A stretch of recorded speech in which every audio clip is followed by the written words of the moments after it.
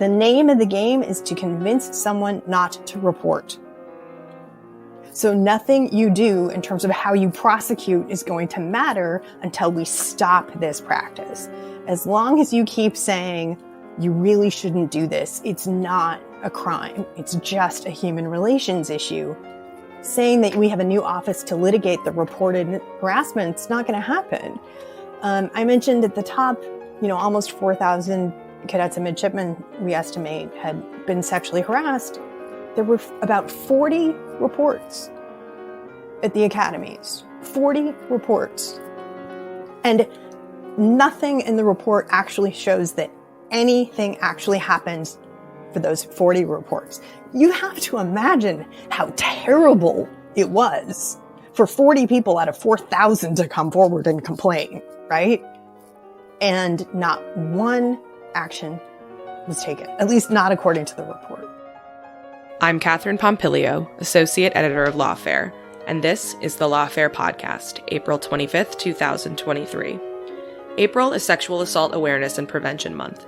It's a time recognized by civilian and U.S. military communities intended to promote the prevention of sexual violence, especially in U.S. Armed Forces. In light of Sexual Assault Awareness and Prevention Month, I sat down with author and attorney Ashley Merryman, who previously served at the Pentagon as Special Advisor for the Department of the Navy's Sexual Assault Prevention and Response Office. We discussed the prevalence of sexual assault and harassment at U.S. military academies, the dangerous shortcomings of the Pentagon's lowest-level policy to address sexual harassment, how the policy came to be and why it persists, and policy recommendations for the future. It's the Lawfare podcast, April 25th. Ashley Merryman on the dangerous cycle of Pentagon sexual harassment policy. So before we get started, could you just talk a little bit about who you are, what you do, your experience in government, all that? Sure. So with my friend Poe Bronson, I've written 2 New York Times bestsellers, Nurture Shock, which is sort of the cutting edge science of kids. And then we had a second book, Top Dog, The Science of Winning. And that's really a book about the science of performing under pressure. And I think of myself as being an expert in what do we need to do to help people succeed and thrive? And what are the things that are in our way that we can change or not change? And how do we deal with that? And having written those 2 books, and especially Top Dog, I was brought in 2018 to be the special advisor on diversity and inclusion for the Chief of Naval Operations, who at the time was Admiral John Renderson. And after that, I spent about a year as a special advisor in the Department of the Navy's Sexual Assault and Prevention Office. And now I'm back to writing. And I'm very excited that I have a piece with you guys at Lawfare today. And I'm working on a newsletter and other things as I'm developing a new book idea. I love that. Yeah, so we're here because today, when we're recording this, you published a piece on Lawfare entitled The Dangerous Cycle of Pentagon Sexual Assault and Harassment Lowest Level Policy. Listeners, I would heavily encourage you to go check that out on our website. Before we dive into kind of the meat of the article, could you talk a little bit about why you decided to write this piece? Well, 2 reasons. One is I'm always wanting to talk about this specific policy and things that I think are actionable things that we can do to improve military sexual assault and military sexual harassment's response. And really, I'm focused on prevention. There's a lot of conversations in terms of enforcement and litigation, other kinds of adjudication. I should have mentioned at the top, I'm a lawyer, but I actually think there hasn't been enough conversation about prevention. So I'm always wanting to talk about those things, generally speaking. But the catalyst for the specifics piece was that on March 10th, the DoD announced the results of an annual report on military sexual assault and harassment that occurs specifically at the military academies. And that is a particular population that I think is crucial for us to talk about in 2 ways. One is we're talking about 18 to 22-year-olds, young, vulnerable population, and the sexual harassment, sexual assault can, change someone's life at any age, but really at that age. And we're also talking about the future military leaders. So what is the experience and things that they're having when they're being taught to be leaders? Because I presume that's going to have to impact when they're actually downrange in the fleet or in the Pentagon. Yeah, absolutely. So I kind of want to get into that report a little bit. What were the biggest takeaways from it? What does it include or say? No good news, Yeah. really. In fact, it was sort of shocking. So every couple of years, there's not just a report on the actual formal reports, how many people actually sat down, filled out a form, an investigation was taken, and so on. But they also do a survey to sort of assess the true prevalence, because we know in any circumstance, the reporting is just a fraction of what actually happens. And the research has found that both sexual assault and sexual harassment at the academies are basically at historic levels. There were almost 4,000 cadets and midshipmen who reported having experienced sexual harassment in a specific academic year. So that's more than 20%, it's about 26%, I think, of all of the female cadets and midshipmen. And I think it's around 8% for the males. So it's ubiquitous. In fact, I was completely stunned. The DoD's own analysis concluded at academy units, there is more sexual harassment going on than there is at 95% of all military units around the world. Wow. Yeah. Yeah. And the sexual assault has also been at historic levels. And one of the other things that I think is just the high note to focus on, because, certainly there are programs at all of the academies, and they've been working on these issues for decades at this point. But to me, one of the most worrisome things, besides the numbers trending up, was that confidence in academy leadership to deal with these issues was going down, which is another reason I wanted to write the article that we published today. Yeah. So we'll get into all of that. You write in the article that these numbers are absolutely staggering, and you write that this should come as no surprise since Defense Department policy discourages the formal reporting of sexual harassment. What exactly is Defense Department policy? So the policy, and this has actually started coming into effect in the 1990s. This is not a new policy. The policy is that, sexual harassment and sexual assault are both bad, heinous, scourge, all of those words we've heard all the time. But they consider the sexual harassment to be a, quote, human relations, quote, problem. Meaning that sexual assault should be reported because it's a crime. But sexual harassment is really, it's a communications problem. It's a couple of people just having a misunderstanding. And because of that, almost all sexual harassment policies, including the ones back at the academies, should be resolved, quote, at the lowest appropriate level. And what that means is that ideally the target of sexual harassment should confront the harasser and tell the harasser to stop. And they even coach you on the informal resolution process of how to confront your offender. One of the Navy policies specifically says, use politeness and courtesy when you're talking to your alleged offender. Consider writing things down before you actually do, so you prepare your statement. So the goal is to have it be at the lowest level, meaning actually the perpetrator and the target. And if that doesn't work, then, one or two people up, your immediate supervisor. But it's important to note here that there's a not insubstantial number of harassers who outrank the targets, and including not all of them, but including some supervisors. So you're having usually very young sailors, very young soldiers being told that they need to directly confront the person who outranks them. So since 1993, when there was a first assessment made by the Navy, this policy does not work because of that very reason. The young targets of harassment are afraid to confront those who are older and more senior in rank. The military has always known this policy doesn't work. So this, I think, is the best example. In the 1990s, right when they were first implementing it, the Navy came up with this idea that they were going to measure severity of sexual harassment in a red, yellow, green light behavior, right? So green light means go, yellow, danger, red, stop. And so they have this pamphlet that actually describes different types of behavior, says if it's red light or yellow light or green light. And the pamphlet is actually written where there's one page. If you're the target of this happening, here's what to do. If you're the bystander watching this happening, here's what to do. If you're the supervisor, here's what to do. If you're the perpetrator, that's not the word they use. But if you're the person doing this behavior, here's what to do.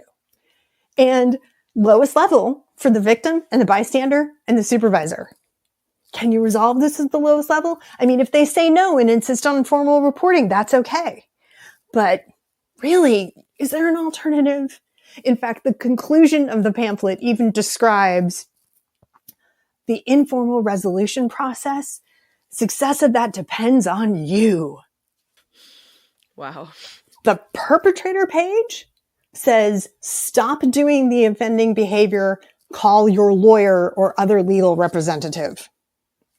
Unreal. I'm actually speechless at that.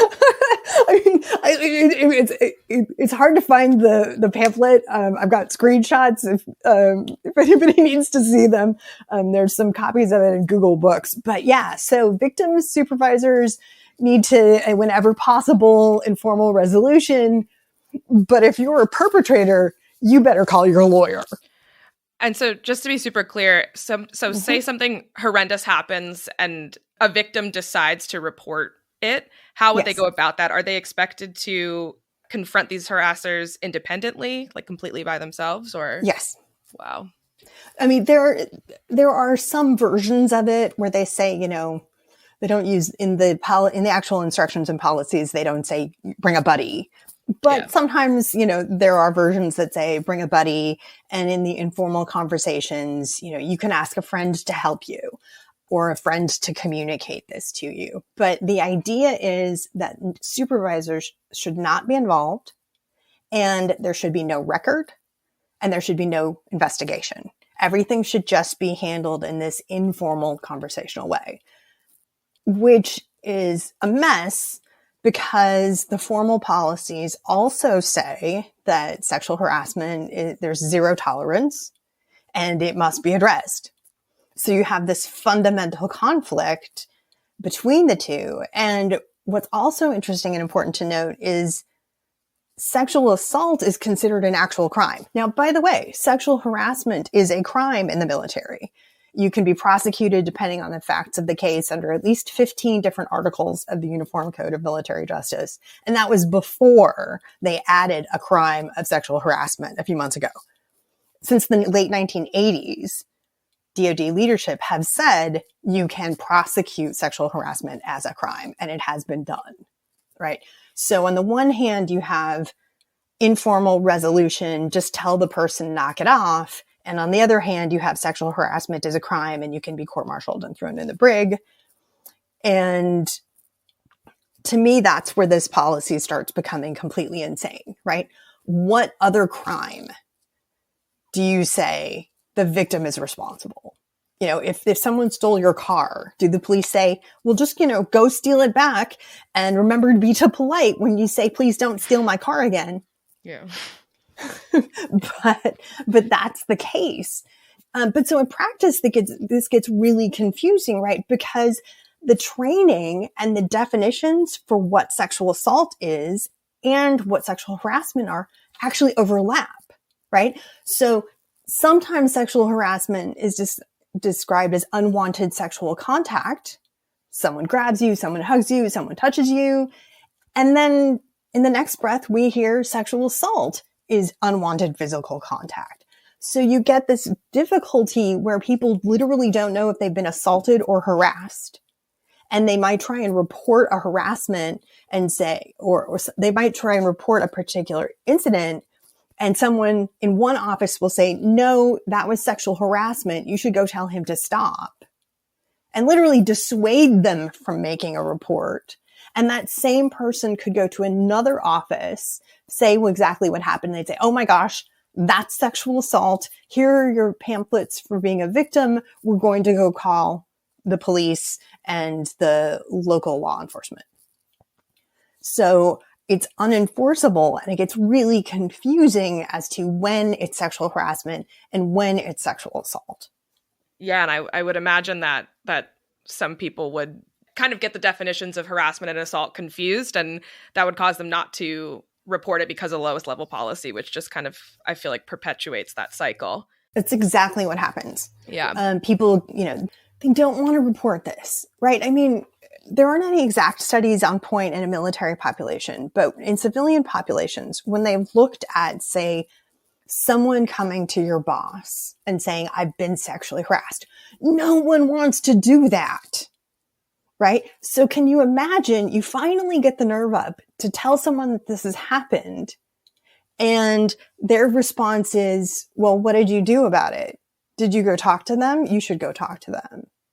And, do you really want to? I mean, I could file a report if you want. I mean, that person's about to be transferred to another post. This is going to hold them back. And now they'll be working with you for another 6 to 12 months. And I don't know how this is going to impact your career, but if you want, I can do that. But have you just really tried to talk and resolve this on your own? That's how this works. And all of the conversations last year in the National Defense Authorization Act in terms of reforming the military justice system, there's definitely a lot of room for military justice reform. But in this particular case, the name of the game is to convince someone not to report. So nothing you do in terms of how you prosecute is going to matter until we stop this practice. As long as you keep saying, you really shouldn't do this, it's not a crime, it's just a human relations issue, saying that we have a new office to litigate the reported harassment, it's not going to happen. I mentioned at the top, almost 4,000 cadets and midshipmen, we estimate, had been sexually harassed. There were about 40 reports at the academies, 40 reports. And nothing in the report actually shows that anything actually happened for those 40 reports. You have to imagine how terrible it was for 40 people out of 4,000 to come forward and complain, right? And not one action was taken, at least not according to the report. Yeah. So I guess what I'm struggling to understand is the fact that perpetrators of sexual harassment can be charged with the crime under at least 15 articles of the Uniform Code of Military Justice. So how is it that this policy persists when it seems to be in direct contradiction to both the old and the revised versions of the UCMJ? That's a really good question. I think it's because they've stuck on this idea that sexual harassment is just a human relations issue. Another one of the Navy instructions says that after you've done the informal resolution where the target is talking to the harasser, they want both the harasser and the target to have improved their communication skills. So it's actually really in the instruction that we think the reason you think you were harassed is because you're just oversensitive and you can't take a joke. So you need to learn new communication skills along with the person who actually harassed you. So I just don't think people have actually thought about, they haven't thought about how it's unworkable, that people can't tell if it's harassment or sexual assault. A lot of it is just, people are being overly sensitive, and they haven't figured out a way to reconcile that belief, which they started promulgating in the 1990s, with where social science research, DoD's own research have found that this is just not the case. And why this is really important, again, I mentioned I'm focused on prevention. Research shows that not all harassers sexually assault, but almost all sexual assaulters have harassed. And so if I successfully did confront my harasser, said, stop it, they might stop for me, but they're going to move on to somebody else because they're using harassment as a way to identify future victims. So this bifurcation of sexual assault versus sexual harassment isn't where any of the research is. It's not where the people are. And we're missing this huge opportunity because we could maybe identify a potential perpetrator through their sexual harassment and get them, because sexual harassment is a crime, right? And sexual harassment is a specific crime. It's cruelty and maltreatment and abuse of power and conduct unbecoming, right? We could prosecute them for those things and not wait for them to escalate into assault. So even if the informal resolution happened in the moment it worked, it doesn't actually change and improve the situation for the military as a whole. Yeah, that is scary. So let's say that somebody does get prosecuted for harassment. What are the possibilities of outcomes for perpetrators? Well, I mean, just like any other court-martial, Yeah. they can lose benefits. They could probably be sentenced to prison, but those are going to be extreme cases, and the majority of these cases are not litigated at all. The majority of these cases aren't even leading to any sort of an investigation. That's the whole point of the informal resolution. Nothing happens, which is interesting because the Department of the Navy, so this would Navy and the Marines, since the 1990s has actually had a provision that if commanding officers learn of a quid pro quo proposition for sexual harassment, right? I won't give you a promotion unless you have sex with me, or I will, give you a bad fitness report unless you have sex with me. In situations like that, a couple other ones, and if the commanding officer has determined sexual harassment has occurred, in other words, they believe it, the commanding officer can immediately on their own, without any further investigation, initiate an administrative discharge. And in the cases of the quid pro quo, it's actually mandatory. The commander must immediately separate someone who is quid pro quo sexual harassing. And I read the instruction language to a room of about 300 last year's Joint Women's Leadership Symposium conference, which is the largest conference for military women. And the room gasped. And no one seemed to have ever known that that was on the books for 30 years. Right? So we can actually enforce sexual harassment and stop it, but the focus is almost always, lowest level, tell them to stop. And it's really just, come back when this is terrible. Come back when this is dangerous. We don't want to do anything before then. Yeah. So kind of connected to this, but in the piece, you also mentioned that there was kind of this belief amongst service members that harassment was part of the military's culture, and that women accepted it kind of just as an inevitable part of military service. Mm-hmm. Could you just talk a little bit more about this? What does this mean, and where does it come from? Well, I mentioned in the article as well, tailhook, the infamous, the tailhook scandal, which happened in 1991. Ultimately, an inspector general concluded that 83 women had been sexually assaulted and 7 men at this conference. And the IG looked and found that some of the women had tried to report it and were literally told, quote, boys will be boys. And so there is this idea, well, the military is a macho culture, the military is an abusive culture, and, guys get lonely while they're on deployment, so they're probably going to have, different girls in every port and every base. And, they're just going to proposition, and they're going to be, nude photos posted in barracks. And that's just the way the military operates. And in the 1980s, there was a study done by Ann Sadler and colleagues, and the Gulf War female veterans actually considered rape a form of war wound. They say, well, I signed up for the military and I knew I was going to get hurt, so I got hurt.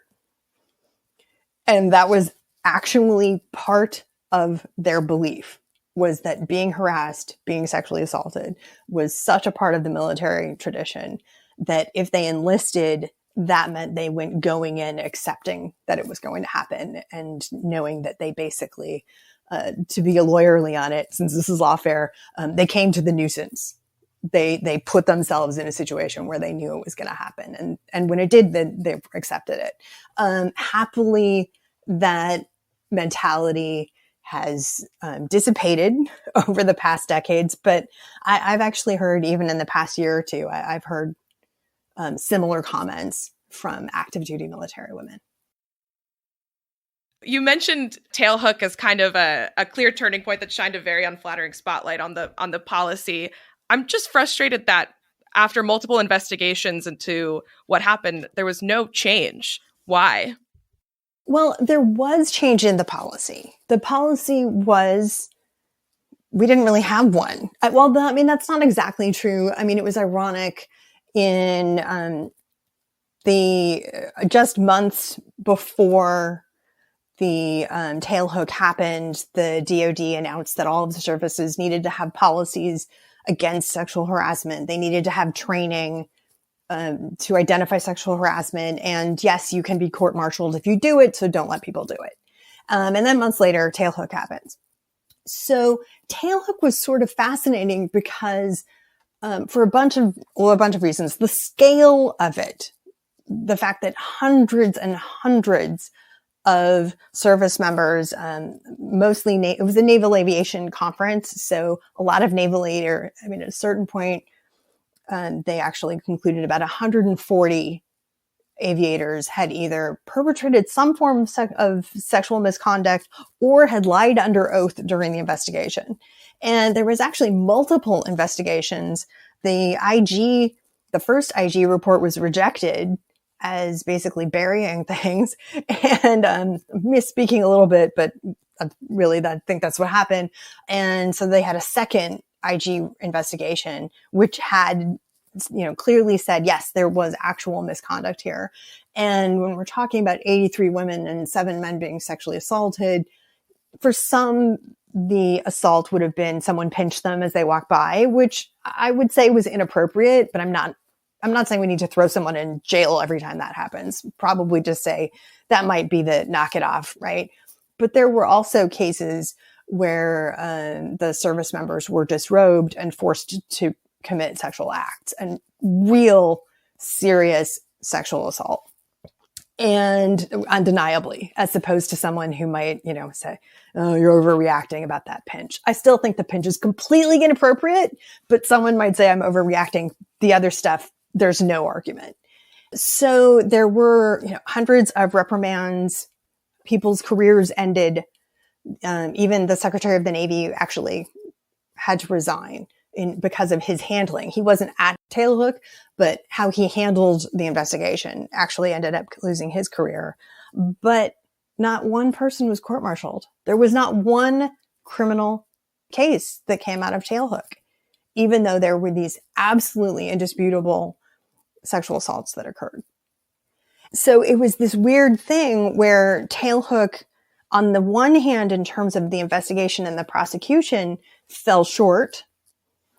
But the response to it and the publicity, this was front page news off and on for years as the investigations kept going, meant that the military, and especially the Navy, because that's the population who was at tailhook, did create new policies, but they ended up not enforcing them. Right. That was the one, one that I was talking about in terms of, if you're a commander and sexual assault is happening under your watch, you can separate them. The promulgating of the lowest level policy was an outgrowth of not just tailhook. There were other sexual harassment scandals that were happening. That were at one point, a service member at one of the military academies was handcuffed. A female was handcuffed to her barracks urinals. And they were taunting her, and they took pictures of her handcuffed, and she resigns, and there's an investigation, and the response is, well, she was smiling all the time. We didn't know she was actually thought she was being harassed or anything like that. And they asked the female what happened. And she said, well, we were always taught in the academies not to let anybody make us upset, and we're just supposed to smile when everybody yells at us. So I was terrified, but I was taught that I'm not supposed to show it. So there were investigations and allegations before that, but Tailhook really sort of catalyzed the policies. But unfortunately, it did exactly the tension we have today, which is that there's a lowest level. We really want everything informal, and we're not going to actually prosecute. Are cadets and midshipmen and other service members outside of these DoD reports beginning to speak out about this? Is there kind of a cultural change going on, or not? In terms of the lowest level or sexual harassment as a whole? I guess both, if you want to touch on that. Well, it's interesting. The most recent report, for, the active duty equivalent in terms of the survey of, true prevalence of sexual harassment and sexual assault for the active military, this year is the academy. And that one did seem to have some indication that more women were complaining about sexual harassment, and the number one response in years past, say like 2018, the most common response, someone who did actually complain and say, this has happened, not necessarily to the level of I'm going to file a formal complaint, but they go to their supervisor. They go to someone and say, this is happening. The most common response a service member would hear was drop it, which is the lowest level, right? Or versions of it. And the willingness to tell some, I think it's the willingness. I'm not really sure because the data doesn't explain this, but more survey participants said that someone did something when they were complaining, and slightly fewer. I mean, it's still the huge amount, but it wasn't the most common response was drop it. And I have a hunch that might be because that survey took the difference between 2018 and the most recent one was Vanessa Guillen's tragic murder. And I think that may have said to both, I need to come forward because I might be in danger, and may have reduced the person who's receiving that information's willingness to blow it off because they realize that there is a serious problem. So that might be trending in the right direction, but there's not that much data on that. In terms of the lowest level, unfortunately, I think at this point, with a noteworthy exception of Brian Blackmore, who's retired now, but was a Coast Guard prosecutor. And in 2014, he said that the lowest level policy, which applies in the Coast Guard as well as it does in the other services, and he said the policy is unworkable and confusing and hurts our efforts to combat this. But I haven't seen anybody do anything about this. And what's stunning to me about it, and I think at this point, because when I talk to people about it, a lot of them are like, well, of course it's supposed to be lowest level. That's how we handle personal disputes. We're supposed to handle personal disputes that way. If someone, if I'm living in barracks and someone takes my beer, I'm not supposed to go to my commander and have a formal proceeding over who took my beer. I'm supposed to say, hey, buddy, don't take my beer, right? So that makes sense in that kind of context. And when I asked people, hey, what do you think about this? They're like, well, that's what we do, the lowest level. It's so baked in to the military's mindset about what sexual harassment and sexual assault are. They tweaked it a little bit in this new iteration of the survey. But in 2018, the definition of who actually was sexually harassed, and they don't say in these surveys anymore, have you been sexually harassed? Because they do occasionally, other entities have used that as a measurement. It doesn't work. So the DoD survey says, have any of these things happened to you? And, shown porn, unwanted sexual contact, unwanted other physical contact, ask you for dates, ask you about your sex life, tell you about their sex life, those kinds of things. And if you say yes, then the next part is, and did that behavior continue to persist after you told them to stop? It was only if you said, yes, these things happened, I told them to stop, it kept happening. That was the definition of sexual harassment. So just to be included as someone who's been a target, you actually have to have already confronted your perpetrator in that lowest level manner, which is nuts, right? I mean, that's just crazy, but that's how baked this system is. But what's interesting to me and shocking, again, going back to the academies, is in the off years when they're not doing the survey like they did this year, they send DoD researchers to do focus groups with the cadets at the Annapolis Air Force, West Point, Merchant Marines, and Coast Guards. Their academies also have these focus groups done. And by name, when the researchers say, why didn't you report a sexual assault? Why didn't you report a sexual harassment? The cadets and midshipmen answer because of the lowest level policy. They use these words. They say, I'm taught I have to handle this at the lowest level. If I don't do it at the lowest level, people will be mad because I hurt the perpetrator's career. And if I hurt the perpetrator's career, that's going to hurt my career because now everyone's going to hate me. Or if it's not at the lowest level, academy leadership, remember we talked at the beginning about the decline of faith in academy leadership that the survey reported. If I report my sexual harassment and don't handle it at the lowest level, academy leadership will be mad at me because I generated bad publicity about the academy. So there's an awareness that this policy has real consequence. But what's stunning is people didn't read these reports and say, maybe we should rethink this policy. I mean, Rand in 2001, Rand did a review of the literature and did all of the things Rand does. And Rand said the lowest level policy reduces reporting of sexual harassment and probably sexual assault. The independent task force reviewing sexual assault said the lowest level impacts domestic violence reporting. It means the things that were lowest level, we don't have any evidence or substantiation and whether or not that thing actually happened. And and the GAO said there's a lowest level policy and that reduces reporting. Yeah. But none of them said, so maybe we should stop the policy. So what are the broader implications of this on the armed forces and I guess even more broadly national security?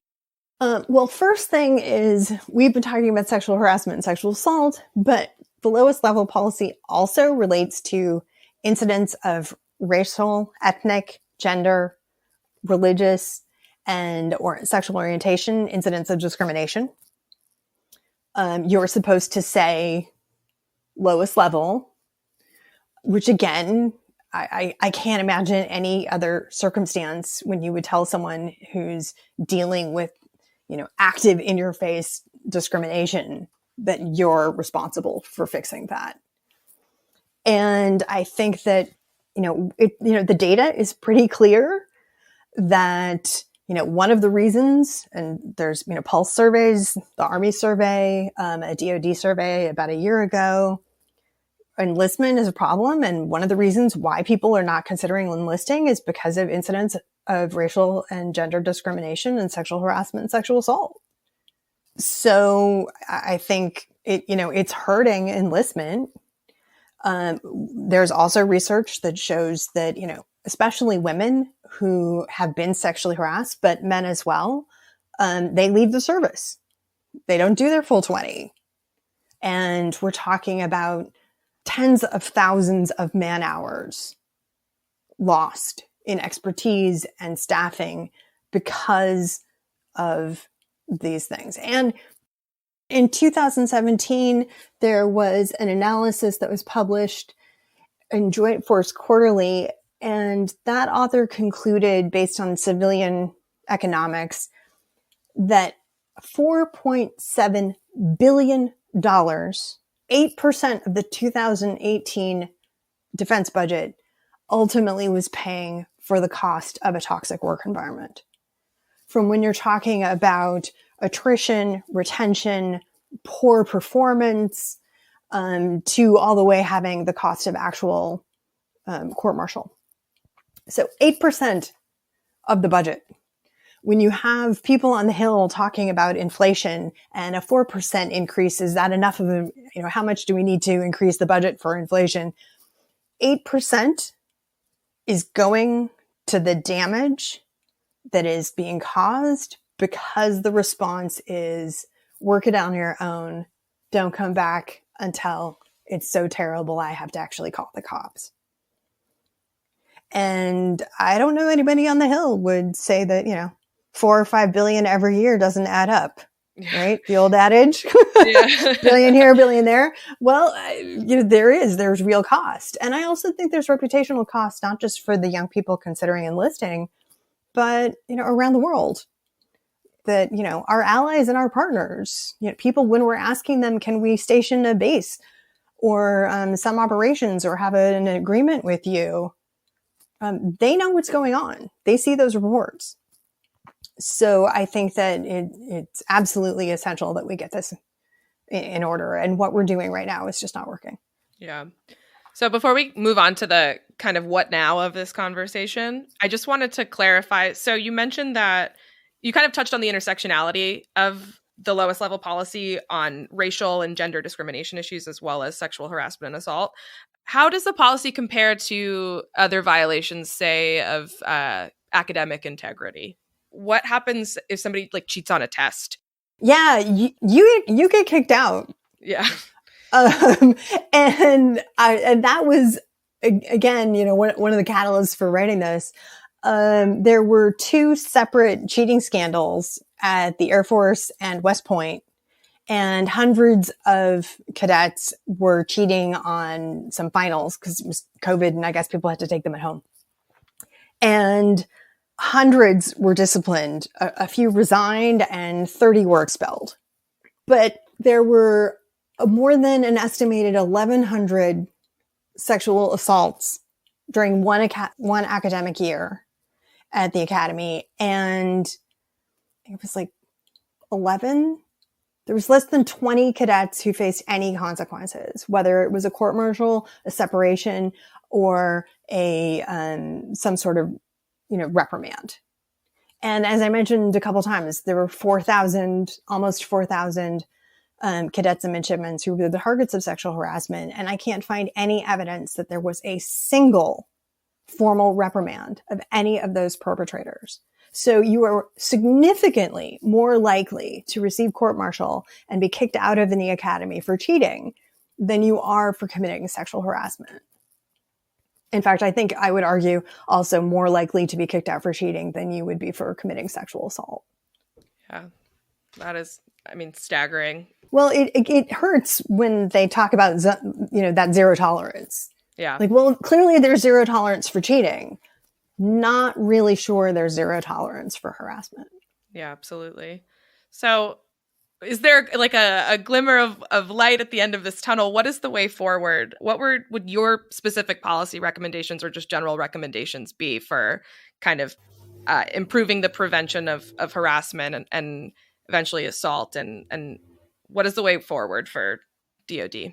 To give the military credit, when all of the when tailhook was happening, the rise of women in the military, tailhook broke just 2 weeks after the news about Anita Hill and her allegations against Clarence Thomas during the confirmation hearings. So the military was trying to actually do something good, but it's been almost 30 years and it doesn't work. And I'm kind of well, Occam's razor would say if your policy hasn't worked in 30 years, maybe it's time to try something else, right? But it's not even just Occam's razor. We have actual evidence that it doesn't work. And so the lowest level approach and informal resolution really came into being, say, 1988 to 1994 was really the sort of working it out on a policy level and accepting it.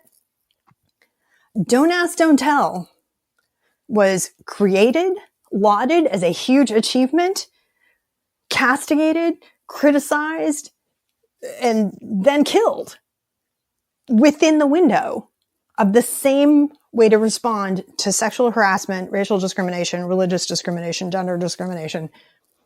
And we haven't even reviewed that policy. And isn't it time to say that maybe now that we've had 30 years maybe it's time for a new approach. First, we have to get rid of the lowest level policy. And I'm not saying people need to be hysterical and, every random joke or the fact that someone asked someone out and they weren't interested. I don't want every one of those things to be litigated in some full investigation. That's ridiculous. And in fact, actually, I'm just going to, on my way out, I'll be a little controversial. I'm not actually in favor of zero tolerance policies because the truth is there's no such thing as zero tolerance. And I would like an 18 or 19-year-old who's just checked into boot camp to be able to make a mistake, make a dumb joke, and then be told, hey, buddy, we don't do that here. And if they correct their behavior and they have another 20-year career as a sterling service member, I think that was great. We should give young people the benefit of the doubt that they screwed up. Obviously, if it's a severe offense, then you don't necessarily need to. But if it's a small thing, then, and we can correct it, then we should. I am much less for understanding and forgiving of the E5 or the E7 or the senior master chief who's been in for 15 or 20 years and they're perpetuating sexual harassment and everybody knows it, but nobody does anything, right? Because lowest level. Yeah. So what I think we need to do is get rid of the lowest level and have a new requirement that commanders just take, the incident seriously and respond accordingly. If someone says, hey, he keeps making, stupid jokes, okay, well, let's tell him to stop making stupid jokes. If it's a more persistent pattern of practice, then we need to, address that more appropriately. And we need to remember that, the Navy and the Marines already have that you can have an immediate administrative separation for committing sexual assault, at least forms of it, as required. And commanders should know that they can, in a discretionary way, do that. I would like to actually start seeing commanders being held accountable. If a commander knows that sexual harassment is persisting under their watch, I think that's under conduct unbecoming. Because they're not enforcing general orders that are unlawful orders. I would like to hold those people accountable if they know that malfeasance is happening and they're actually protecting the wrongdoers. So to start, though, we need to get rid of the lowest level policy and just, something cleaner in terms of respond appropriately. Again, Brian Blackmore suggested language like that back in 2014. So this is not a decade ago we could have done this. And I absolutely think if for some reason the military doesn't want to do that, then we have to at least do that at all of the academies. When I'm saying all, that includes military, the Merchant Marines and Coast Guard, because they've definitely been having some serious problems. And the reason to do that is twofold. One is if there are commanders who genuinely, and I do believe that the vast majority of commanders genuinely care about the people under their command, they can't do anything if they don't know about it, right? So the lowest level policy literally says, don't tell your boss, don't tell your commander, right? I mean, there's some, depending on the service, nuance in terms of, reporting and stuff like that. But again, the basic premise is don't report informal. We only want to do informal. And informal means no paper trail, ideally. And, but I can't make it better if I don't know about it. Right? So loosening up those abilities, and we may need to revise some of the mandatory reporting laws to accommodate this, because you don't necessarily want to, again, over litigate things and make these worse for the target, but having some ability to respond appropriately rather than this active presumption it's just a human relations issue is just not sustainable at this point. It never worked. In 1993, the Navy found that some people successfully were able to confront their harassers, but the majority did not, and they hid. That was the answer. They hid from their offenders. So we have to just knock that policy off, and we certainly have to do that, if nowhere else, but the academies. We shouldn't have 18 and 19-year-olds feel that it is incumbent upon them to decide what sexual misconduct is. That it's on them to decide when it's something so serious that they need to report it. That's just crazy. And to me, my heart broke. I literally had tears welling up in my eyes as I read the Annapolis current instruction, which says, and it, it's 2 pages. Well, you're supposed to do sexual harassment and racial and gender interaction, all of that. Resolve that at the lowest level. And if you can't resolve that between yourself, then, ask one of your classmates. If you can't do that, then ask one of the chain of command of your classmates, or maybe a senior enlisted. And there's this huge protocol of like 10 different steps of all of the different people. If you can't get that person to this, and formal report to leadership is at the bottom, right? Yeah. The absolute last resort. And if you hadn't understood completely, on the next page, it says alternatives. And the alternative says, although the policy is to resolve incidents of discrimination and harassment at the lowest level, if you need additional resources, the following 800 number confidential numbers are available. Wow. And the 800, it's literally an 800 number. One of them is the IG number. One of them is an 800 number for advice on if you've been sexually harassed or sexually assaulted, what to do. They can't even take a report. By law, that phone number is only an advice line. So teenagers are being told, well, there is an 800, confidential advice line, but you really don't need to take it because you know the right answer. You're supposed to resolve this. And that's just got to stop. And research, actually, there was a new study in personnel psychology, which looked at people who were working in industries that were considered, high in likelihood of having sexual harassment, because there, other studies have shown spheres where it's more likely to occur. And they found that, and they gave them anecdotes of blatant sexual harassment. And when I'm talking about literally like the story is a boss said, you have to have sex with me or I'm going to fire you. And then they said, was that sexual harassment or not? And people who were working in high sexual harassment environments did not think that these blatant incidents constitute sexual harassment. They said, no, that's not that bad, because they were so used to it. So they actually found that once you had left this environment of sexual harassment and you went to a new industry or a new consequence, you didn't reassess what was appropriate conduct. You still took that early sort of blindness, that was the actual term the researchers used, to the new environment.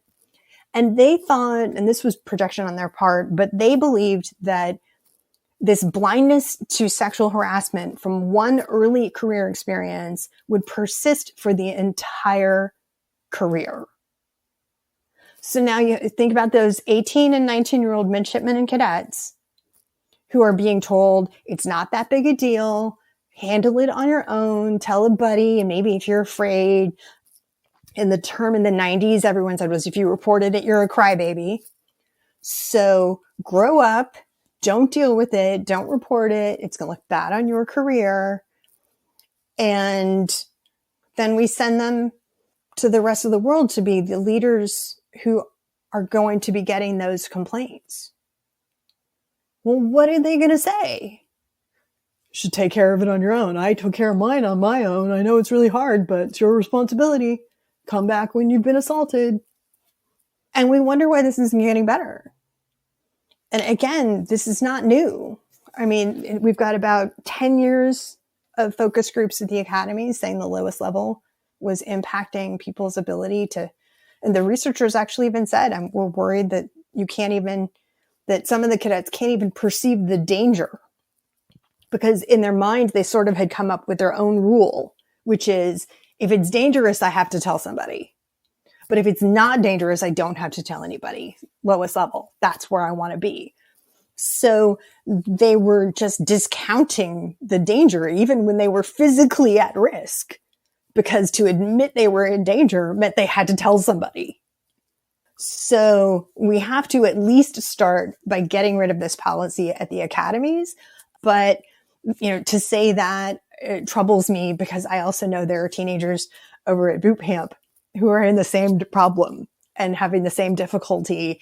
And I don't want to leave them in the cold either. So I think the policy needs to go, and we need to just have it simply be respond accordingly. And we can still even leave in place, asking the target, how would you like me to handle this? It's fine to solicit their opinion, but the goal, it shouldn't make you a good commander to say you need to resolve this at the lowest level. And the Coast Guard Civil Rights Manual actually says that leaders promoting the lowest level resolution is one of the most important tools in the commander's toolkit, right up there with organizational harmony. And that mentality has to go. I think that's a fantastic way to end. Ashley, thank you so much for joining me today. I really enjoyed the conversation and definitely learned a lot. So thank you. Thank you so much for having me. It was an honor to discuss this, which I really think will change lives. So I'm really grateful that you had me. Thanks. The Lawfare podcast is produced in cooperation with the Brookings Institution. You can get ad-free versions of this and other Lawfare podcasts by becoming a Lawfare Materials supporter at patreon.com/lawfare. You'll also get access to special events and other content available only to our supporters. Please rate and review us wherever you get your podcasts. Look out for our other podcasts, including Rational Security, Chatter, Allies, and The Aftermath, our latest Lawfare Presents podcast series on the government's response to January 6th. Check out our written work at lawfareblog.com.